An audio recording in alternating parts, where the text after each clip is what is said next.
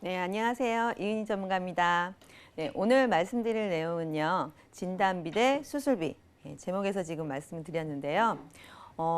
진단비로 준비를 해야 될까? 수술비로 준비를 해야 될까? 우리나라 사람들 대부분 진단비로 많이들 가입되어 계신데요. 추가적으로 내가 좀 보장 범위를 좀 넓혀서 추가적으로 좀 보완을 하려면 어떤 보험으로 준비를 하는 것이 정말 든든한 보장이 될 수 있을지 지금부터 알아보도록 하겠습니다. 먼저 제가 성격이 급한가요? 보험료부터 먼저 제시를 해드렸는데요. 자, 진단비 보험료 98,000원, 수술비 보험료 48,000원입니다. 시청자님들은 어떤 보험료가 마음에 드세요? 수술비 보험이 마음에 드시나요? 금액적으로는 지금 48,000원, 저 정도 수준이면 괜찮을 것 같은데 진단비로 들어놓는 게 옳지 않을까? 이렇게 생각하시는 분들도 있으실 거예요. 싼 게 비진떡은 아닐까? 이런 생각 드실 텐데요. 그럼 보장 내용이 어떤 거길래 이러한 금액들이 나왔는지 보장 내용을 한번 보도록 하겠습니다. 네, 자.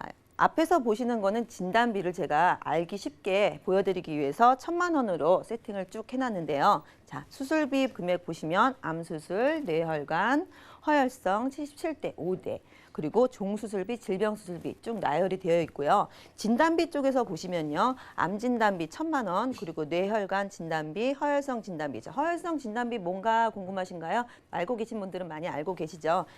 심장 쪽이죠. 심장 질환의 진단비를 받으셨을 때 1,000만 원이고요. 그리고 간, 폐, 심부전증 이렇게 되어 있는데요. 앞에 말기라는 말이 조금 거슬립니다. 그런데 진단비에서 대부분 지금 회사별로 알아보시면요. 최근에 만성질환, 만성간폐 신장이 나와 있기는 하지만요. 예전 걸로 보시면 말기로 많이 나와 있고요. 그리고 대부분의 회사들이 말기 진단비로 나와 있기 때문에 표준적인 진단비로 제가 좀 설정을 해봤고요. 자, 이 진단비로 되어 있을 때 아까 전에 앞에서 제시를 해드렸죠. 지금 98,000원의 보험료가 나와 있었습니다. 자, 보시면 300만 원, 1,000만 원, 1,000만 원, 500만 원, 500만 원, 30만 원 금액대가 좀 적네요. 역시 보험료가 좀 저렴했었으니까 받는 금액도 좀 적구나 이렇게 생각하실 분도 있으실 텐데요. 그러면 진단비는 어떤가요? 진단비는 진단만 받으면 지급이 되는 겁니다. 자, 수술을 하게 되면 수술만 하게 되면 또 지급이 되는 거고요. 그러면 진단비와 수술비의 공통점이라고 본다면 정액 보상된다는 점인데요. 만약에 다른 점이라고 생각이 된다면요. 진단비는 자, 일회성이라고 생각이 되시면요. 수술비는 무한 반복적이라고 보시면 될 것 같습니다. 수술을 할 때마다 받을 수가 있는 거예요. 거기다가 제가 복층으로 이렇게 설계가 되어 있었는데요. 저 보시면 77대 77개의 정액보상 담보가 들어져 있고요. 자, 5대 기관, 앞에서 보시는 이 5대 기관이 여기 들어가져 있죠. 그리고 종수술비, 예전에는 생명보험사에만 있던 종수술비가요.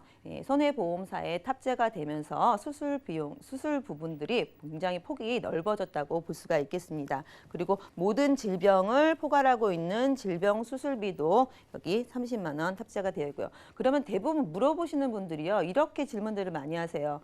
얼마예요? 얼마 나와요? 이런 부분들 많이 물어보시거든요. 특약사항들 하나하나 살펴서 말씀을 해드려도 잘 모르겠다 하시는 분들 많으세요. 그래서 간단하게 그냥 얼마예요? 라는 질문에는 제가 말씀을 드렸죠. 98,000원입니다. 48,000원입니다. 그렇다면 얼마 나와요? 라는 질문에 대답을 해드릴 건데요. 자, 얼마 나와요의 진단비는요. 각각 1,000만 원씩입니다. 그러면 수술비로 얼마 나와요에 한번 질문을 한번 보겠습니다. 자, 허혈성 심장질환 수술을 했을 경우에는요. 2,130만 원이 나옵니다. 제가 수술비로 48,000원 준비를 했었어요. 2,300만 원 나오고요. 폐질환 같은 경우에는 1,030만 원. 예, 암 진단을 받으시고요. 수술이나 항암, 방사선 치료를 했을 경우에는 1,100만 원이 나와요. 간질환이나 신장질환 수술을 하셨을 경우에는 1,530만 원의 진단금을 정액 보장을 받으실 수가 있는데요. 참 희한하네. 아까 전에 300만 원, 500만 원 이렇게밖에 안 보였었는데 뭐가 이렇게 갑자기 많아졌지? 이렇게 생각하실 분들 있으실 거예요. 정액 보상이라고 하셨죠. 한 금액마다 층층이 설계를 해놓기 때문에 복합적으로 몰아서 받으실 수가 있는 건데요. 이렇게 진단을 받으면 진단을 받으면 암 진단을 받으면 어디로 이어지죠? 암 진단을 받고 그냥 진단만 받고 끝나는 것이 아니라 치료로 들어가시게 되시겠죠. 수술을 받으시거나 아니면 항암이나 방사선 치료를 받으실 수가 있기 때문에요. 그런 부분들을 했을 때 이런 금액이 나오실 수가 있는 거고요. 지금 최근에 뇌혈관 질환이나 허혈성 질환에 굉장히 관심들 많으세요. 그래서 진단비를 따로 설정을 이렇게 해두시는 경우가 굉장히 많은데요. 2대 질환이라고 해서 굉장히 많이들 걸리시는 부분이기 때문에요. 예를 들어서 스텐트 삽입술, 협심증 이런 거 많이 들어보셨나요? 예, 심장의 혈관이 좀 좁아져서 그 안을 넓혀주는 시술을 말을 하는데요. 고혈압약이나 당뇨약 많이 드시고 계신 분들, 고지혈약 드시고 계신 분들 이런 분들한테 많이 일어나는 합병증이라고 볼 수가 있겠습니다. 이렇게 스텐트 삽입 수술을 했을 경우에는요. 2,130만 원이나 지금 받으실 수가 있는데요. 이게 한 번 받고 소멸되는 것이 아니라요. 두 번째 시술을 해도 세 번째 시술을 해도 이 정액 보장을 받으실 수 있다는 거예요. 수술비를 반복적으로 받으실 수 있다는 장점이 있는 거죠. 만약에 진단비로 아까 설정을 해 두셨다면 얼마를 받으실 수 있었죠? 1,000만 원이었죠. 1,000만 원을 받으실 수 있었지만 이렇게 만약에 수술을 여러 번 반복적으로 하시게 된다면 반복적으로 이 금액을 받으실 수가 있는 겁니다. 스텐트 삽입술이 1인당 스텐트 삽입 수술을 하시는 분들이 평균 시술 횟수가 2.7회라고 하니까요. 대부분 이만큼 이상의 금액을 받으실 수가 있는 거죠. 그럼 큰 보장만 이렇게 받을 수 있을까요? 그럼 작은 보장은 어떻게 되는지 한번 알아보겠습니다. 비용이 조금 덜 들어가는 부분인데요. 자, 지금 보시면 노인성 백내장 지금 나와 있네요. 당뇨성 백내장 나와 있고요. 예, 눈이 굉장히 피곤합니다. 요즘에 눈한테 너무 고통을 주는 것 같은데요. 이게 미디어가 발달되면서 또 핸드폰을 거의 손에서 쥐고 내려놓지 않는 젊은 분들도 굉장히 많으시고요. 백내장 같은 경우에는요. 50대, 60대, 70대만 하는 수술이 아닙니다. 사실 저는 아직도 40대 후반이긴 하지만 저도 백내장 수술을 했어요. 왜냐하면은 컴퓨터를 많이 보거나 이렇게 눈이 피로가 많이 오다 보니까 노안이 빨리 오게 되는 겁니다. 이렇다 보니까 백내장 수술 같은 경우에 점점 젊어지고 있는 백내장 수술 이제 100만 원 지급이 되고요.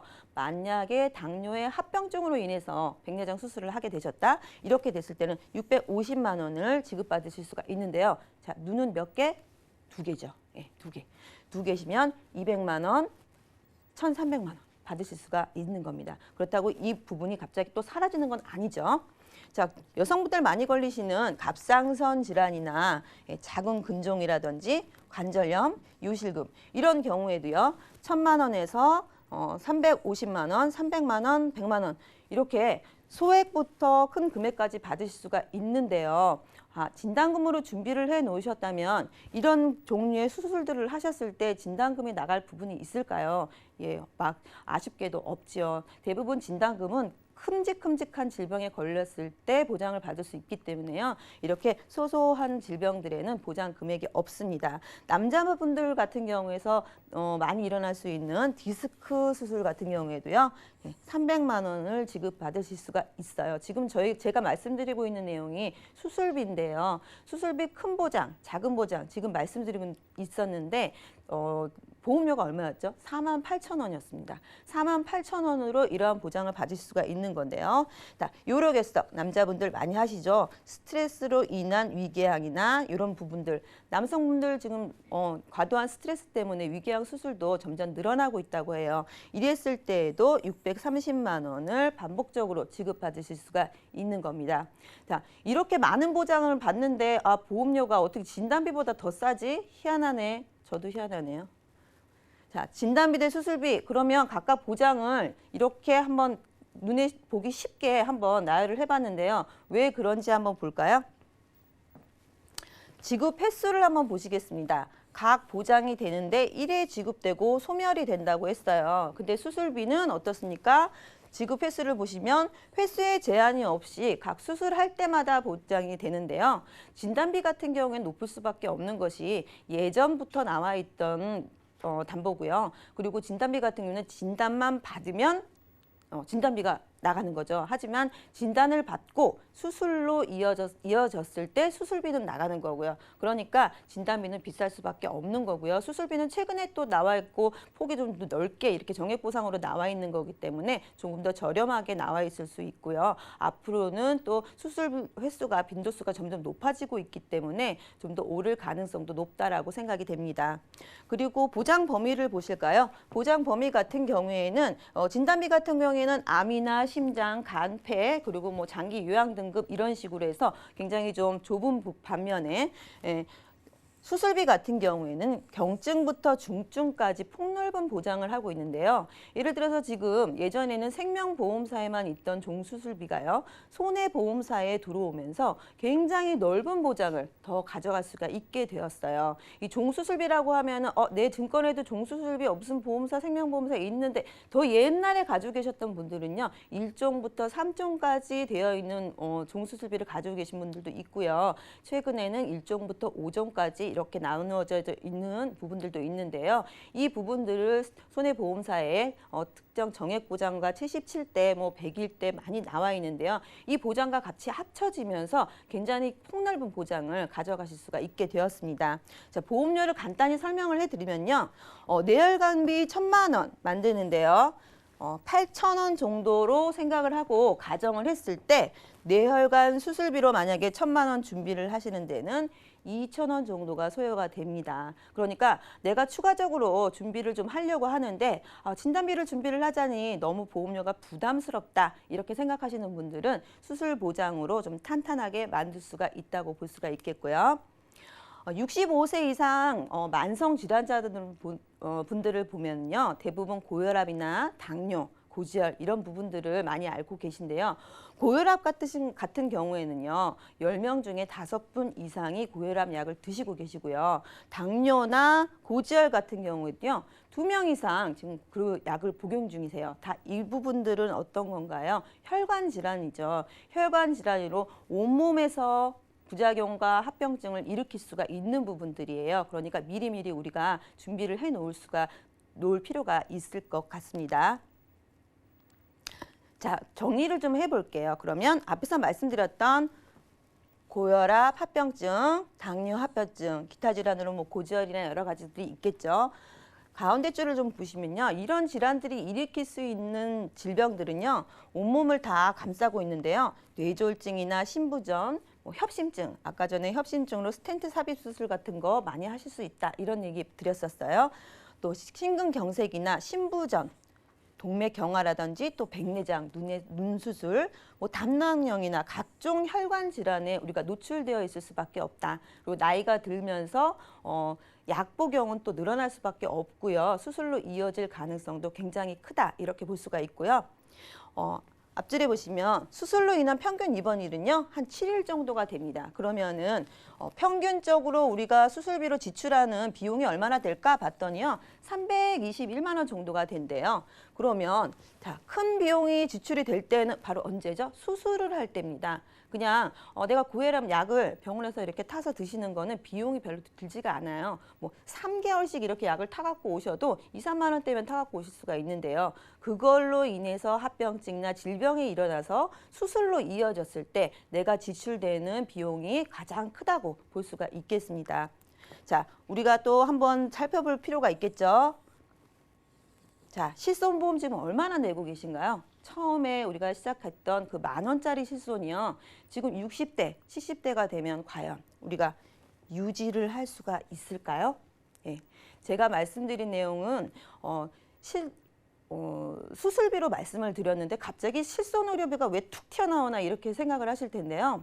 예, 정액보상이라고 말씀드렸고 일정 기간 납입하고 100세까지 보장을 받는 부분이라고 말씀드렸어요. 그렇다면 우리가 수술비가 언젠가 우리 수술비가 실손의료비가 우리를 배신하는 날이 올 때 우리가 수술비로 이런 부분들을 대안을 세울 수 있지 않을까 이런 생각이 좀 들고요.